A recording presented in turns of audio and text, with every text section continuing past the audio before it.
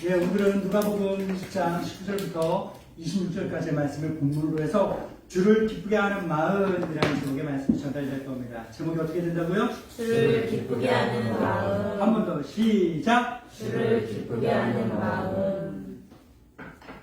이쯤 되면 좀 눈치가 좀 생겨서 한 번은 그냥 여러분이 할 때 그냥 어떤 느낌도 없이 그냥 무덤 속에 있는 사람의 그런 느낌으로 하지만 두 번째는 제가 항상 어떻게 해요? 느낌 살려서 텐션 좀 올려서 그쵸? 파비? 형제? 그쵸? 예. 항상 그랬잖아요. 그러면 이제 두 번째 할 때는 어떻게 해야 될까요? 좀 보세요. 기쁘게 하는 마음 하려면 어떻게 하면 기쁘게 할까 하면서 설레고 기분, 내가 먼저 기쁘지 않아요? 좋아하는 사람이 있어요? 이따 쳐요. 자, 좋아하는 사람한테 선물을 주려고 그러면, 돈 주려고 그러면 내가 좋아요, 안 좋아요? 좋죠. 그 마음만 있으면 좋잖아요. 그게 이 마음이야, 그 마음이. 근데, 자, 오늘 말씀의 제목이 어떻게 된다고요? 주를 기쁘게 하는 마음. 세상 기쁘다. 네, 그래요. 참 기뻐요. 아, 기쁘 죽겠네. 그쵸? 네. 자, 한번 여러분만 할 거예요. 잘할 수 있죠? 네. 시작! 주를 기쁘게 하는 마음. 아멘. 네, 주를 기쁘게 하는 마음이라는 제목의 말씀이 전달될 때 하나님을 활짝 열려서 하나님께서 우리에게 주님의 사랑으로, 주님의 은혜로, 주님의 능력으로, 주님의 복으로 충만하게 채우실 줄 믿습니다. 아멘. 또한 우리 이 자리에 모인 사람들 가운데서 필요하다면 주님의 지식이 충만하게 하고 주님의 지혜가 충만하게 하고 아멘. 주님의 기쁨이 필요한 사람에게 주님의 기쁨이 충만하게 할 것이고 주님의 평화가 필요한 사람에게는 주님의 평화가 충만하게 하실 줄 믿습니다. 아멘. 네, 그 놀라우신 은혜와 복으로 충만한 시간 되기를 진심으로 축복합니다. 아멘. 예. 예수님의 말씀을 들은 사람들이 바보일까요? 아닐까요? 완전 바보는 아닌 것 같아요. 네, 아닌 것 같아요. 예수님이 무슨 이야기를 하셨어요? 포도원 주인과 농부, 그리고 포도원 주인이 농부들에게 보내는 종들, 그리고 마지막에 포도원 주인의 아들의 이야기를 스토리로 이야기했잖아요. 그쵸? 예.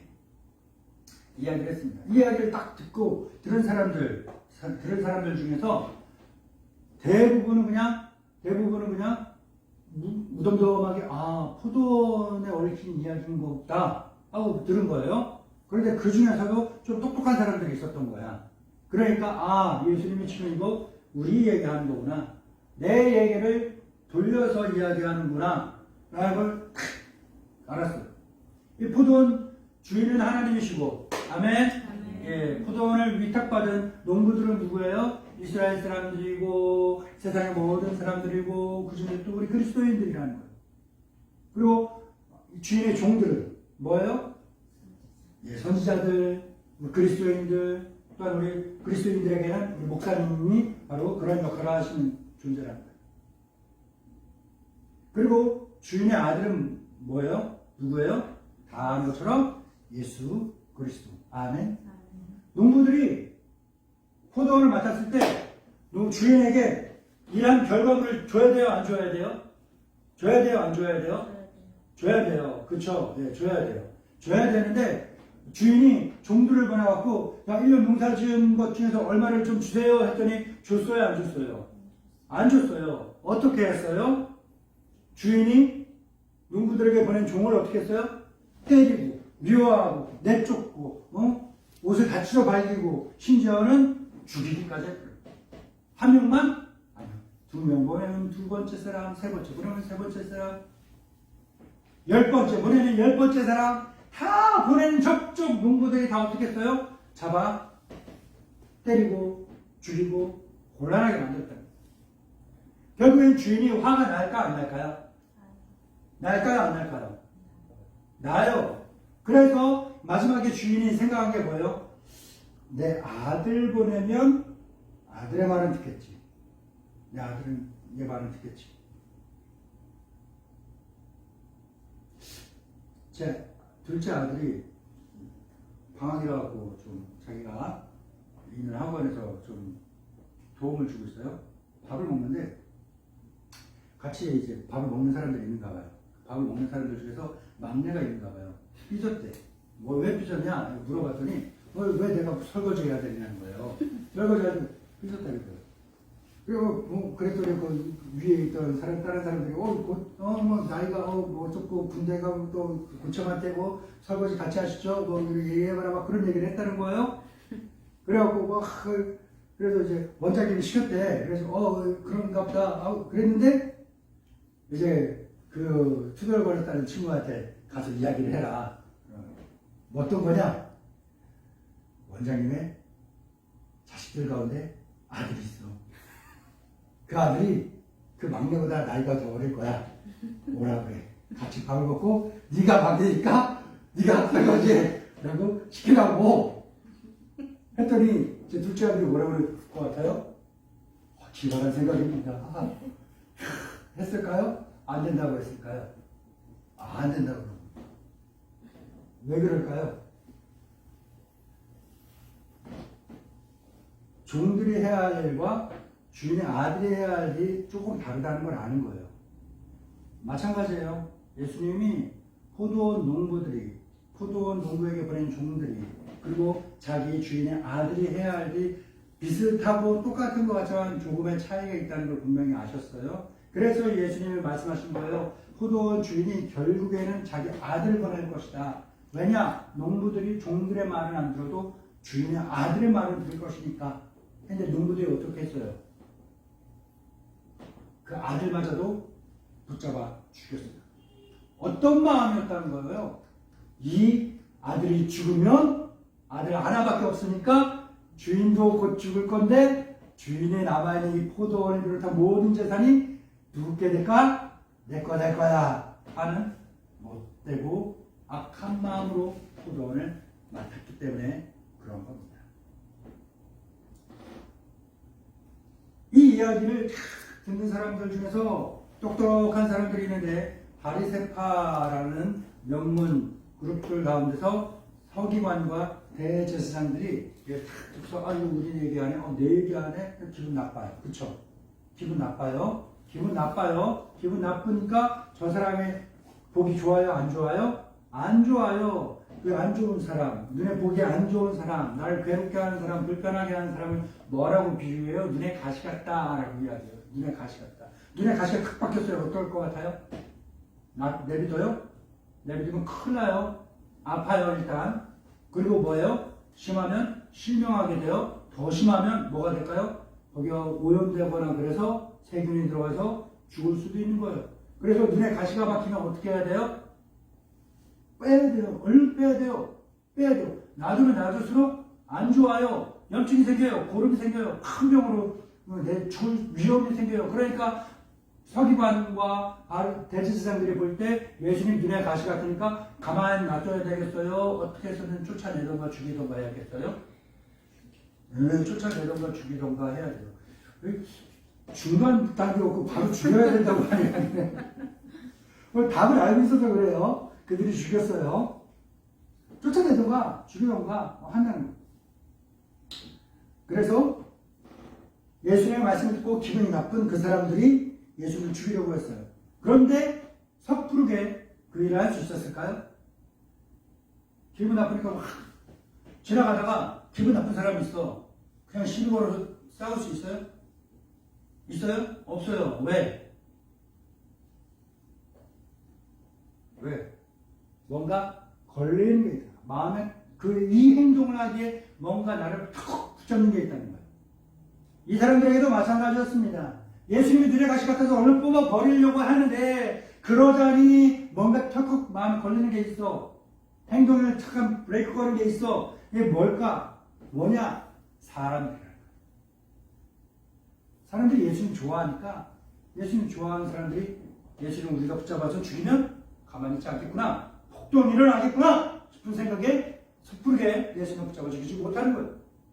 그런데 이 바리새인들, 대제사장들, 서기관들을 비롯한 이스라엘 사람들, 모든 세상의 사람들, 우리 그리스도인들은 사람을 두려워하기보다는 원래는 누구를 두려워해야 되는 사람이에요? 하나님을 두려워해야 되는 사람이라는 거예요. 원래 우리 모든 인간들은 하나님을 두려워하며 살아야지 되는 사람이에요. 하나님을 두려워하며 살아야 되는데 하나님을 두려워하며 살아야 되는 사람이 하나님을 두려워하며 사는 사람의 길에서 벗어나서 잘못된 길을 가니까 하나님을 두려워하기보다는 누구를 두려워하게 되는 거예요? 사람을 두려워하게 되는 거예요. 제가요 어제 이제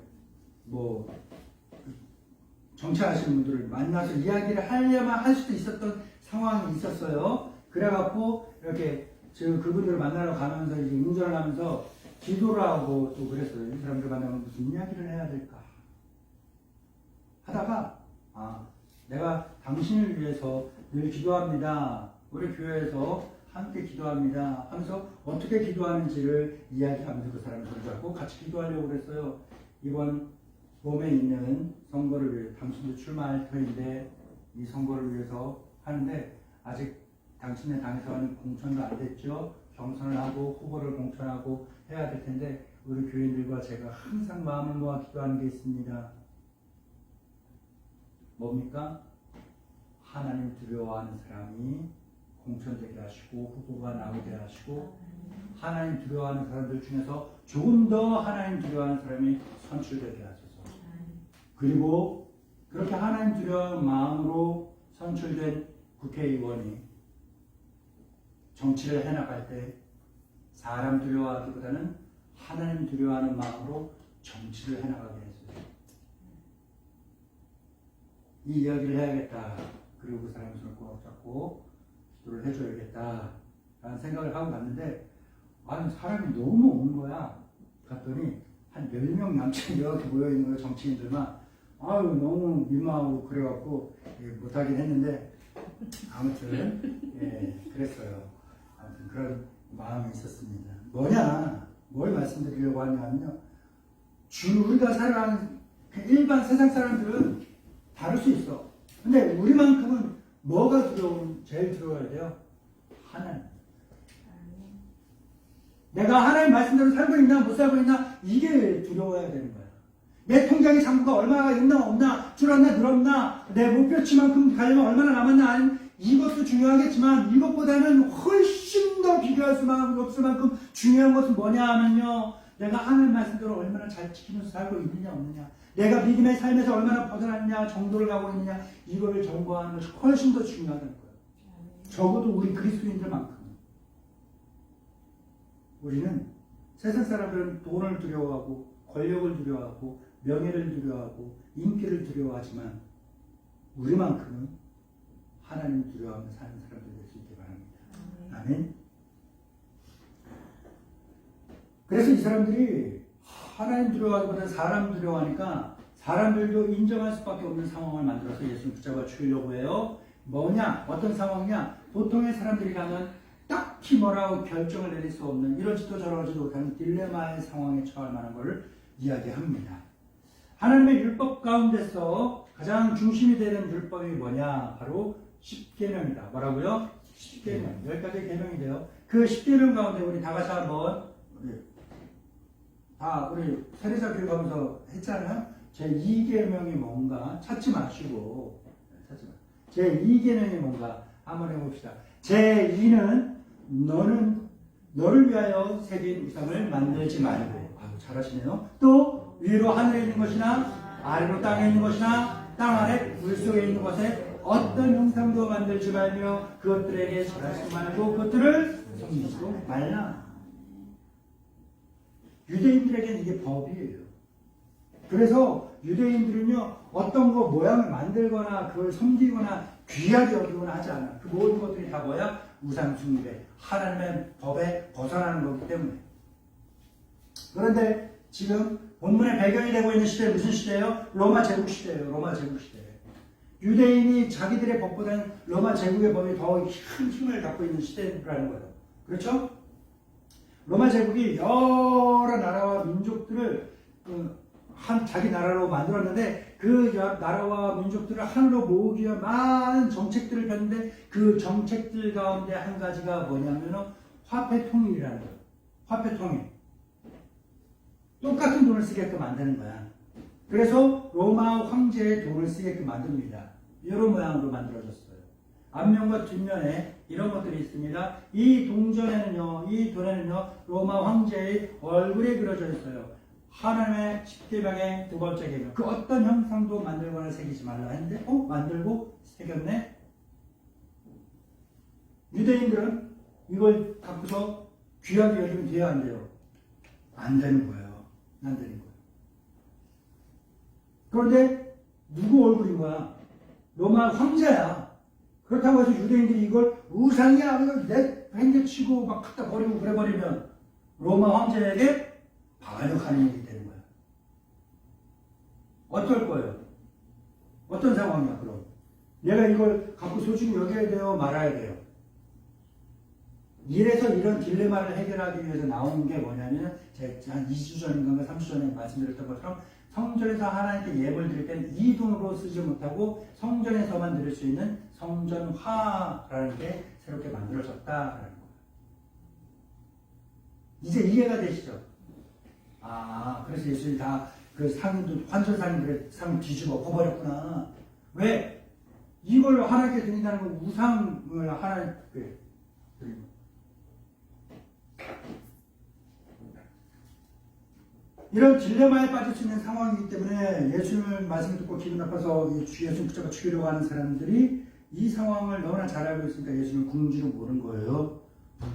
그래서 이 사람 예수님을 붙잡아 죽이던가 아니면 로마 군대에 붙잡혀 죽게 만들던가, 이러지도 저러지도 못하고 요거라면 이 사람들이 직접 잡아 죽일 수 있고, 저렇게 이야기하면 로마 군인한테 신고해서 붙잡아 죽일 수 있고, 어떤 결정을 내리던 간에 자기들이 원하는 결과를 얻을 수 있다.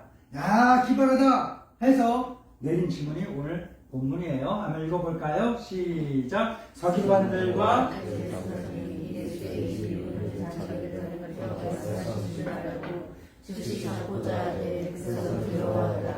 그들이 엿보다가 예수를 총독의 다스림과 권세 아래 넘기려 하여 정탐들을 보내어 그들 스스로 의인인 채 하며 예수의 말을 책잡게 하니, 그들이 물어 이르되 선생님이여, 우리가 아노니 당신은 바로 말씀하시고 가르치시며 사람을 외모를 취하지 아니하시고 오직 진리로서 하나님의 도를 가르치시나이다. 우리가 가이사에게 세를 바치는 것이 옳으니까 옳지 않으니까. 요 말이 제가 지금까지 설명드렸던 요 상황을 만들어낸 거예요. 자, 우리가 믿는 전능하신 하나님, 아멘? 하나님께서는 능력 있어요. 모든 걸 다 하셔요. 우리의 행동을 보시고 그 행동을 달아보시고 그에 알맞는 상과 벌을 내리십니다. 아멘? 그러니까 행동 잘해야 돼요. 하나님은요, 또 우리의 말을 들으시고, 하는 말을 들으시고, 내가 네 입에서 나온 말이 내 귀에 들린 그대로 너에게 이루겠다 말씀하시는 거예요. 그러니까 우리가 말도 잘해야 돼요. 맨날 욕을 입에 달고 살면 뭐예요? 그 욕 나올 상황들만 계속 생기는 거야. 왜 내 생활이 이런가 한번 곰곰이 생각해봐요. 계속 투덜투덜 불만하고 막 이러면 계속 그런 상황들만 생기는 거예요. 내 생활이 왜 이렇게 요즘 이러지? 세상 사람들 말만 따라 9시에 걸렸나? 뭐 이런 쓸데없는 이야기 말고, 내가 평소에 말과 행동을 어떻게 하면 살았던가? 이런 걸 스스로 점검해 봐야 돼요. 인생 잘 되길 원하죠? 사랑스러운 인생, 기쁨 넘치는 인생 되길 원하죠? 그러면 내 말과 행동이 어떻게 돼야 돼요? 기쁨과 사랑과 감사, 칭찬과 축복의 말들이 계속 나오면서 살아야 되는 거예요. 아멘? 그러면 하나님이 계속 입에서 나온 걸 들으시고, 아이고 이쁜 거, 사랑스러운 거, 아유 기쁨이 넘치고 평화롭고 사랑 넘치는, 이런 삶을, 러블리한 삶을 살게야겠구나, 이런 게 좋죠. 근데 하나님은 말과 행동만 보실까? 아니요. 이 말과 행동이 나오게 되는 가장 근본적인 이유, 마음속 깊은 곳에 그 생각까지 다 아십니다. 근데 그분의 독생자이신 예수님 어떨까요? 하나님의 능력과 동일한 능력을 가지고서 우리의 말과 행동도 보시지만 우리의 마음속 깊은 곳에 생각을 다 낱낱이 알고 계시는 분이신 거예요. 아멘? 집사님이 뭔가 이야기를 해서 나를 속일 수 있어요. 목사님 속일 수 있어요. 그 속임수가 너무나 진지하고 오랫동안 해갖고 지사님 스스로도 속을 수가 있어요. 그런데 하나님은 못 속여요. 귀신을 속일 수 있어요. 그런데 예수님은 못 속여요. 다 아십니까? 그러니 이런 예수님께 와서 이 세치밖에 안 되는 현놀림을 통해서 예수를 말에 올무에 걸리게 만들려는 이 사람들의 실수와 속셈을 알까요? 모를까요? 예수님이 알죠. 아니까 넘어가요? 안 넘어가요?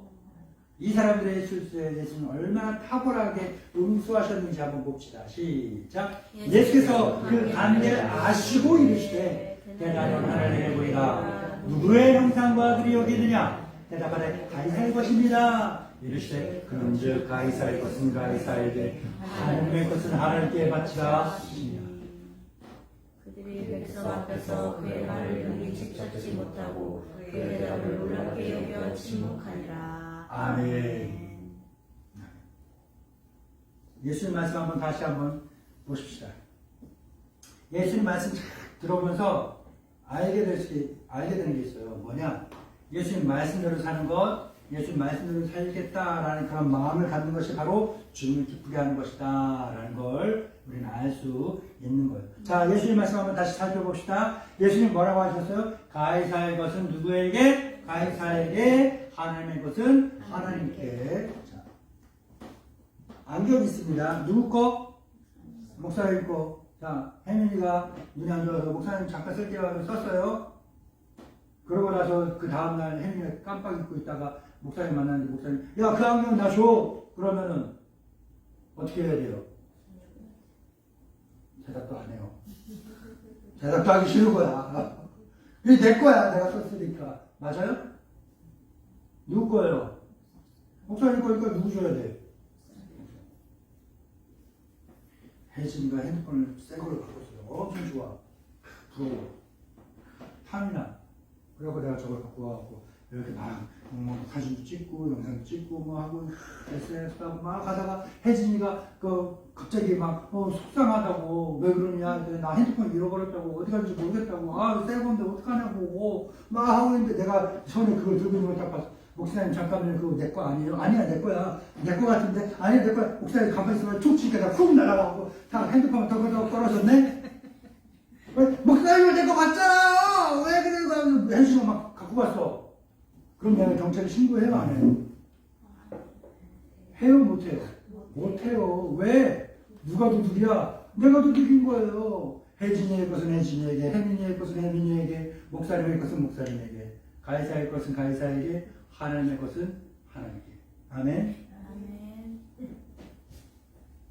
우리가 예수님의 말씀을 듣고 나서 지금 이게 당연하죠. 원래 주인이 있는데 그 주인에게 주는 게 맞죠. 당연하죠. 근데 이게 새롭고 놀랍게 느껴지는 이유가 뭔지 알아요? 이 마땅하고 당연한 거를 지키며 살지 않았기 때문에 그렇다는 거예요. 사도 바울은 말합니다. 하나님은 만물의 주인이시다 라고 고백합니다. 그렇습니다. 하나님이 모든 것을 만드셨습니다. 모든 것이 하나님으로부터 왔습니다. 그래서 모든 만물 즉 만유는 원래 주인인 하나님께로 돌아가는 것이 지극히 당연하고 마땅한 줄로 믿습니다. 우리가 이 땅에 태어난 것은 원래 우리 고향을 떠나 이 세상에 잠깐 여행 온 거예요. 이 여행이 끝나면 어디로 가야 돼요? 원래 집으로 돌아가야 돼요. 이것이 가장 올바른 길이고 가장 알맞은 행복인 겁니다. 아멘? 가장 좋은. 그런데 가장 큰 불행과 저주라고 한다면 뭘까요? 집 떠나서 여행을 왔는데 이 여행이 끝났는데 원래 집으로 돌아가지 못하는 사람, 길을 잃은 거죠. 불행이요, 저주인 겁니다. 우리의 본래 고향인 하나님께로 돌아가는 것이 인생에서 가장 값지고 복되고 행복한 인생인 줄로 믿습니다.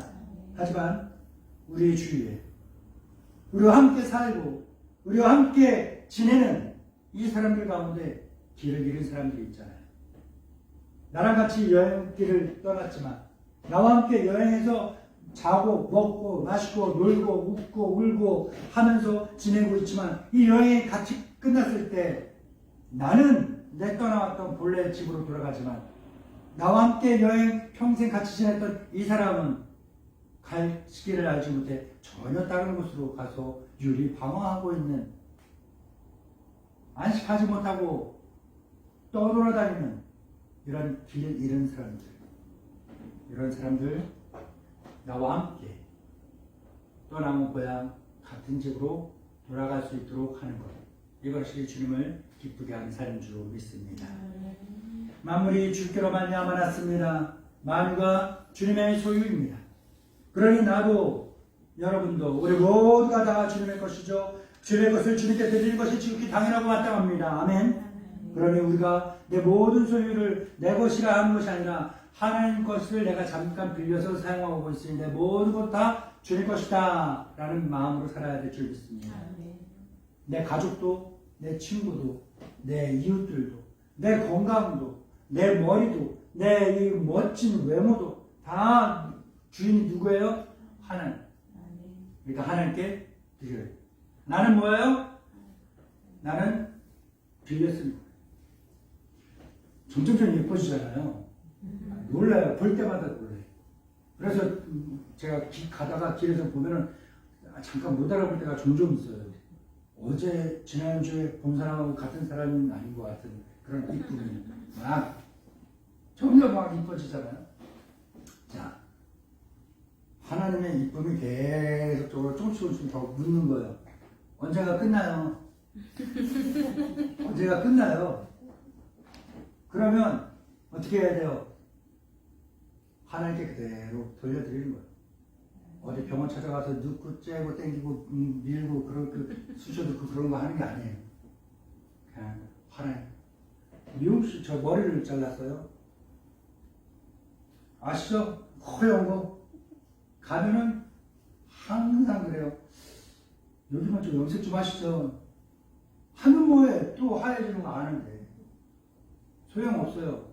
그런데 무엇보다 제가 안 하는 이유는 머리 빠져서가 아니에요. 그렇게 생각하지 마세요. 하나님이 원래 주셔서 나이 드니까 자연스럽게 머리 하얘지게 만들고 눈 처지고 주름이 생기고 피부가 눌리면 자주 안 펴지고 아침에 일어나면 베개 자국이 점심 먹어서도 그대로 남아있는 이 모든 것들은 하나님이 자연스럽게 나에게 주셨던 것을 조금씩 원래 주인이 가져가시는 건데 억지로 내가 붙잡으려고 하는 욕심이고 죄예요. 자연스럽게 늙어가는 것이 큰 복입니다. 은혜입니다. 아멘. 모든 것 다 주님의 것이니 주님께 올려드립니다. 아멘. 이런 마음으로 사는 게 주님을 기쁘게 하는 거예요. 아멘. 이렇게 우리 이런 마음으로 살겠다라는 이 마음으로부터도 주님을 기쁘게 하며 살아갈 수 있는 우리 성도들 되기를 진심으로 축복합니다. 기도합시다. 좋으신 주님 감사합니다. 하나님 놀라신 은혜와 사랑이 우리를 감사합니다. 모든 것이 주께로부터 왔으니 우리 모든 것을 주님께 올려드리옵니다. 주여 받으시고 기쁨으로 사용하옵소서. 주께 올려드릴 때 정말 주께서 기쁨을 받을 수 있는 정결하고 온전한 사람 되게 하여 주시옵소서. 비록 지금은 그렇지 못할지라도 성령의 능력으로 우리를 감싸시고 다듬으사 주께서 기쁨으로 쓰실 만한 훌륭한 사람 되게 하소서. 주님의 기쁨 되는 인생 살게 하소서. 또 그런 마음으로 살게 하소서. 이렇게 마음으로부터도 주를 기쁘게 하는 복된 사람, 행복한 사람, 기쁨과 평화가 충만한 사람 되게 하옵소서. 감사하며 예수님의 이름으로 기도합니다. 아멘.